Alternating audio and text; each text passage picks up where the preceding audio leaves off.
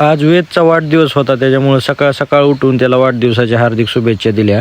वाढदिवसाच्या शुभेच्छा देऊन परत आपल्याला रोपांवर सिलिकॉनची फवारणी करायची होती. तर रानात येऊन सिलिकॉनची फवारणी करून घेतली.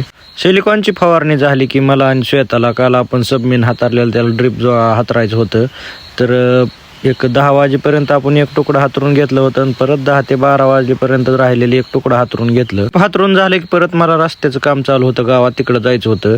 तर गावात गेलो तर आपल्याला पाणी चालू करून द्यायचं होतं. तर डीपीचा फ्यूज गेलता, तर डीपीचा फ्यूज डावरेला घेऊन जाऊन टाकला.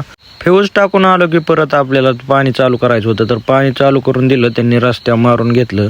रस्त्या मारून पाणी झालं की परत आपल्याला त्याच्यावर लोलर फिरवायचा होता. तर लोलरचं काम चालू केलं. आपल्याला हे सगळ्या कामाला जवळजवळ 5:30 वाजल्या होत्या. तिथून आलं की परत आपल्याला रोपांवर पाणी मारायचं होतं. तर 5:30 वाजता मोटर चालू करून घेतली, रोपांवर पाणी मारून घेतलं.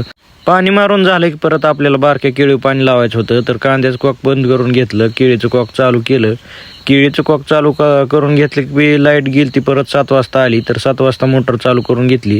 7 वाजता पाणी लावलं की परत वेदला गाडी आणली होती. तर वेदनी गाडीची पूजा करून घेतली. गाडीची पूजा करून घेतली की परत वेदचा बड्डे साजरा केला. बड्डे साजरा केला की परत आपल्याला 10 ते 12 दुसऱ्या प्लॉटवर पाणी लावायचं होतं. तर रानात जाऊन कॉक फिरून घेतलं आणि ते पहिल्या प्लॉटवर पाणी होतं ते बंद करून घेतलं.